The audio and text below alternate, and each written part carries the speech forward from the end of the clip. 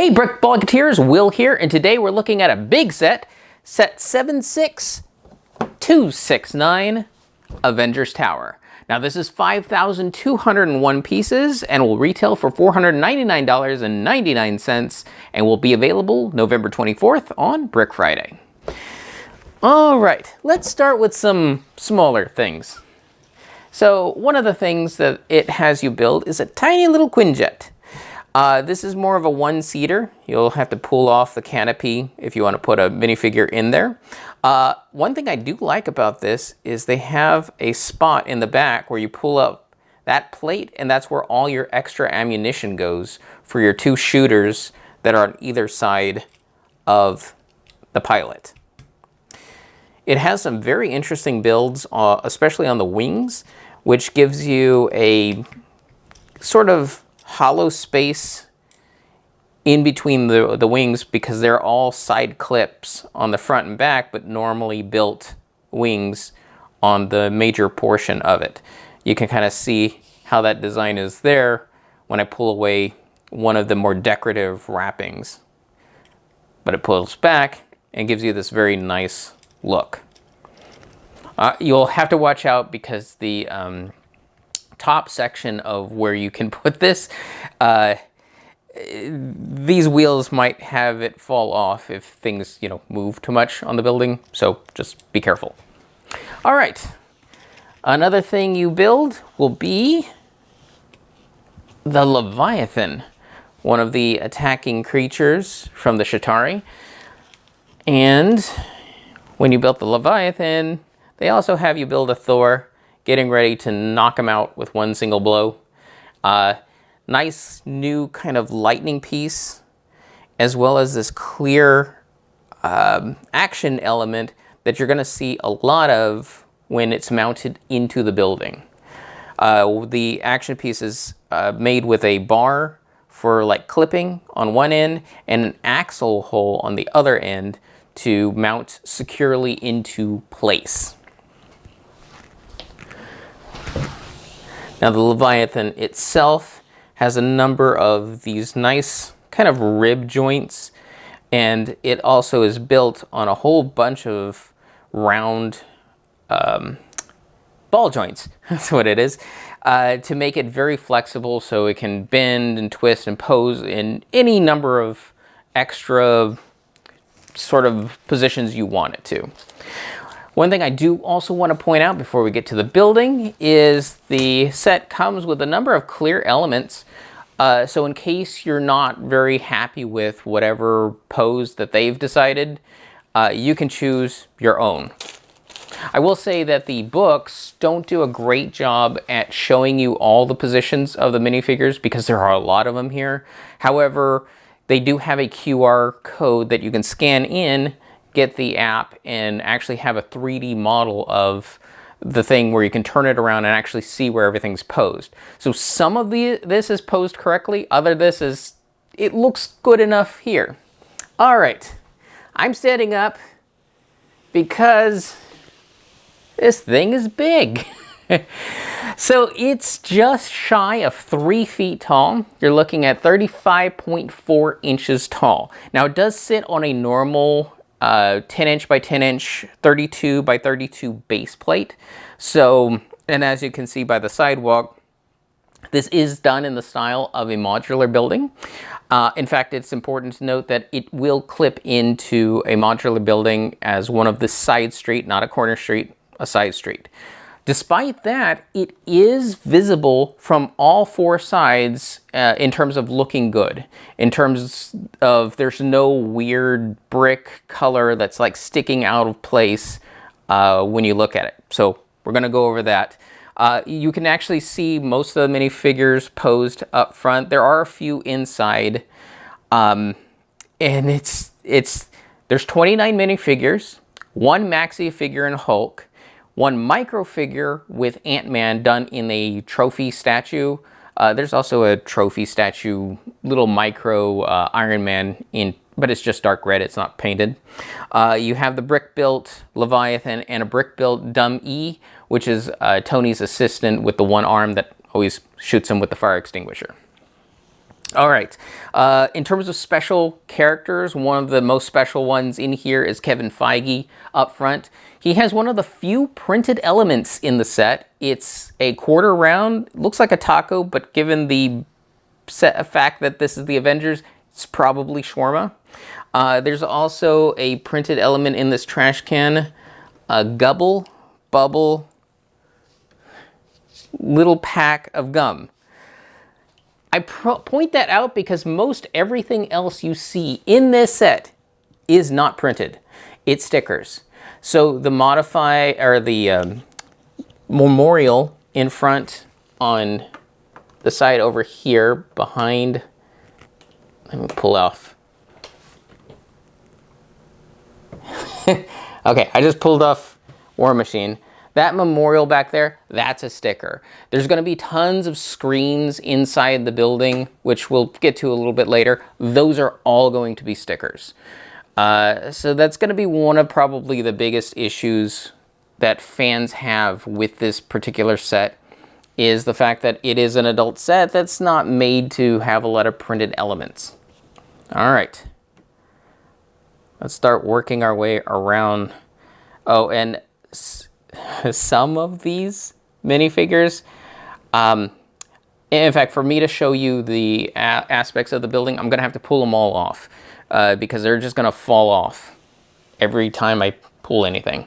This is the most interesting side of the building because it has this architectural kind of flip out. This whole wall is held nothing but by gravity and the friction of the sides. But we actually get Tony Stark falling from the building with a brick-built Mark 6 suit. You also get a minifigure version of the Mark 6 that's beat up, and you get a pristine version of the Mark 7. But you can see at the bottom where the pins are located so that it can clip into a modular city. And you do notice that the brick that they use here is slightly different. It's not all 1x2 with pinhole. That one actually uses a 1x4. Now the back of the building, you can see, is also great. You still have the brick built A, designs, a Wong popping out of a portal. You have a more broken style sidewalk. This was similar to the Daily Bugle and still has some nice designs. There's the pager that Fury uses to call Miss Marvel. That's a sticker. So there are some really tiny stickers. Most of the garbage in here is stickered. There's like PIM particles and some a 2x2 brick that looks like it has burger and fries, all sticker. Yes. So that's the back, and as you can see, these are the figures that probably would normally go into the building, but there was not a really good picture of them inside the printed instructions, so you'll have to just make your own decisions. Now here's the one side that's probably the least pretty, but it still looks really great because you have the giant A near the top. This is actually where most of the security of the set comes in, because this one, unlike the Daily Bugle, is actually built to be a solid piece rather than floors being able to be pulled apart. You see this pillar, and these two pillars on the sides have a lot of studs that are facing off to the side, and that's because you use tiles to help secure all the floors together so they just don't accidentally come apart. Also near the top is actually where we actually see some Technic bricks that are used to help anchor the landing pad for the Quinjet, because that is a lot of weight. So this is going to be your anchor side and where the most stability comes in at. And again, you see the receiving holes near the bottom for the pin connections to hook into a modular building. Of course, you also see Eric Selvig's device up at the top. This actually features a whole bunch of characters and scenes from Phase 1, Phase 2, and Phase 3 of all the Avengers films. From the original cast and crew to a lot of characters that have appeared. When it comes to villains, it's kind of light. So you have a Loki, you have an Ultron. Otherwise, it's 4 Chitauri warriors. Beyond that, most of the bad guys are normal people like Alexander Pierce, Eric Selvig being, manipulated by Loki. And maybe you can even throw in some of the S.H.I.E.L.D. agents who are acting on behalf of Hydra. Beyond that, most of the characters that are special in the set aren't the superhero type. They're more the basic people. Your Pepper Potts, your Helen Cho, Eric Selvig, Alexander Pierce, the Kevin Feige, of course. You have about 3 confirmed Tony Starks and 1 just his suit. So you have a Mark 7 with Tony in it, a Mark 6 with a clear minifigure head in it, a Tony that's falling from the building who's in his rock suit, and a Tony Stark that's in the doorway where he's disguised as a S.H.I.E.L.D. agent in Phase 3 because you have some time shenanigans. All right, so I'm going to strip off all the minifigures from here so that we can actually take a closer look at how this thing opens up. All right, we have stripped down the Avengers Tower. There are going to be a few minifigures that are left in here. The reason why I left them in here is because they're actually told here's where they're built in. So you'll have like Captain America fighting Captain America, and you'll have Dummy in Tony's workshop. Okay, the best way to actually get into the building is from this side.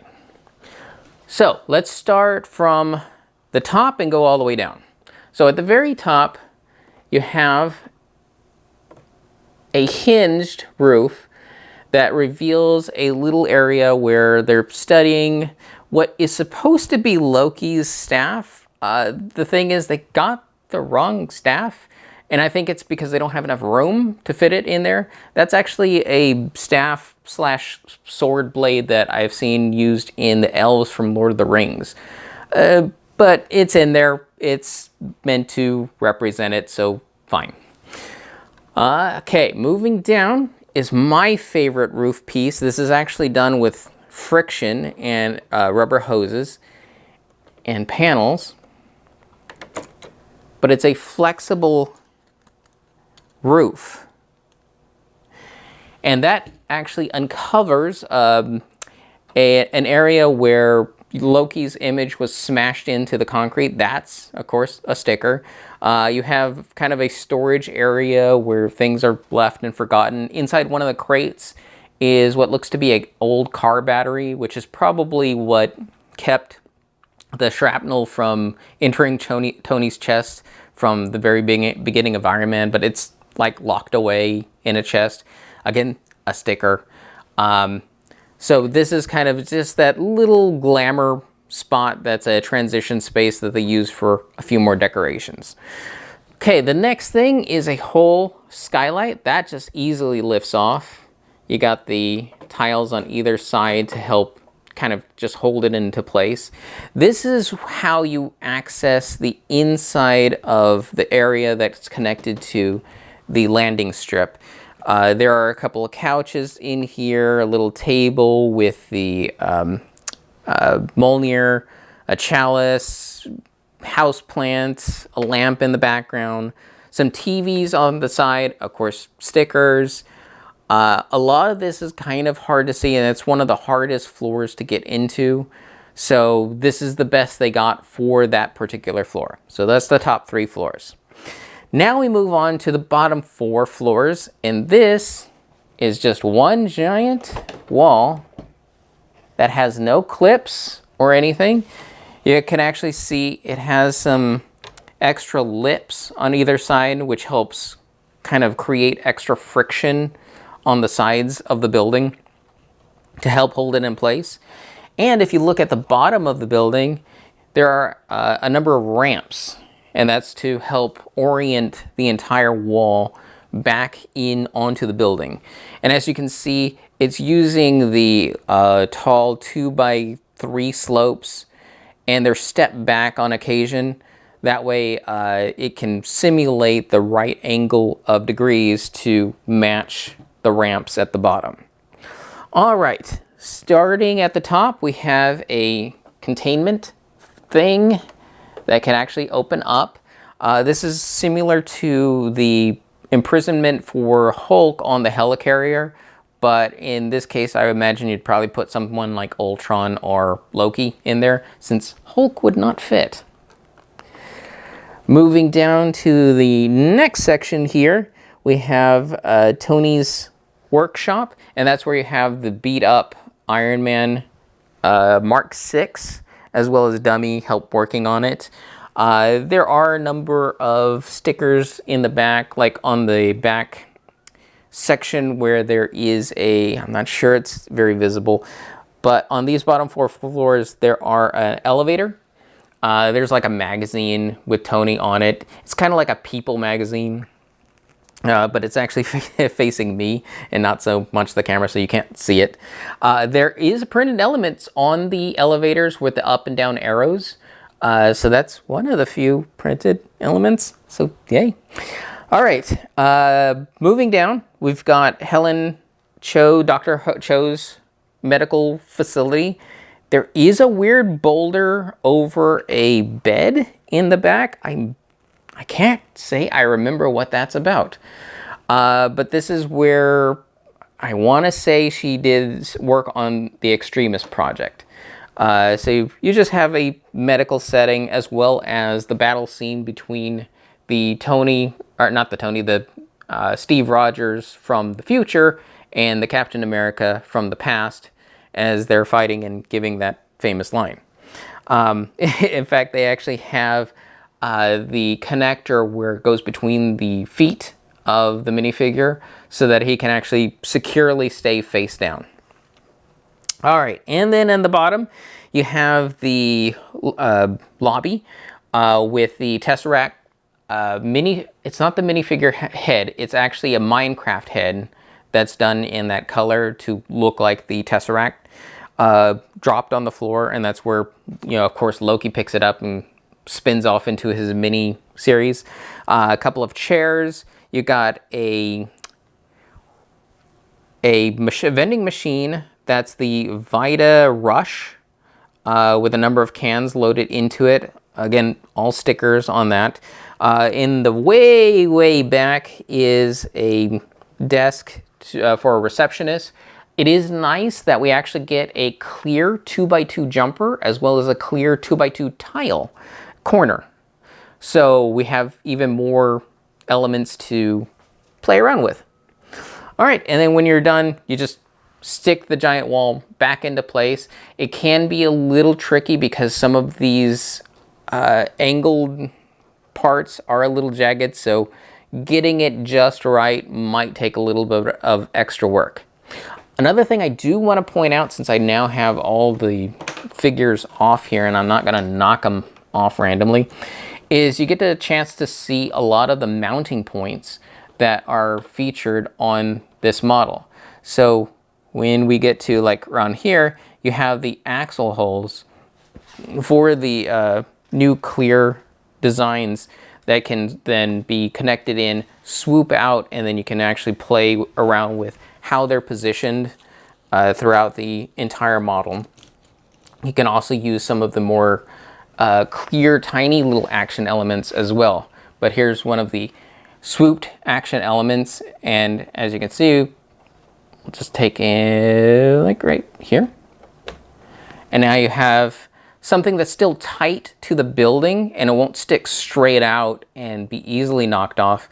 This gives it a fighting chance of staying it in place, and of course with it being an axle, you can actually change the direction, like, oh, maybe I want it more up or even upside down. Or you can even use the bar end and have the axle part free. So lots of versatility when it comes to creating new poses throughout this. But yeah, they give you a number of spots throughout here, and I think a few on the back wall as well. They did a neat job in kind of hiding the elevator, because that actually adds one of the main supports. It is exposed by the windows, but it's such in the back that it doesn't really look too bad. All right, this is, again, how you get into the Avengers tower. All right, now that we're back, so $500 for a giant Avengers tower is actually a pretty good price. There is a lot of parts in here. Windows aren't cheap, and you get a large fortune in windows. You can actually see how all the windows with window frames, and this is why it's troublesome to pull those off, add extra stability in the base part of the building so it can actually hold its weight. But you have a base piece count that prices pieces between 9 and 10 cents, which is something you expect in a IP set, and something this size is pretty incredible. It's not the most expensive Marvel set. That's probably the Hulkbuster at $550. So it is a little cheaper here. I do like it for both city builders, for the modular aspect of it, because it'll make a really nice feature inside a big city. And I like it for the Marvel aspect because I'm a big Marvel fan. So if you're one of those two, I think you'll have a great time with this. It's a simple build. There's 39 numbered steps, and only a few times does it actually combine numbers together. I think there's like 3 or 4 times it actually combines numbers together. So for the most part, it's an easy one bag, let's build a little something, one bag, let's build a little something, and you can spread that out throughout the course of a month. It took me roughly about a couple weeks to put all of this together, and it's probably going to come apart real easy. So if any of this interests you, again, it's set 76269 Avengers Tower for $500 on Brick Friday.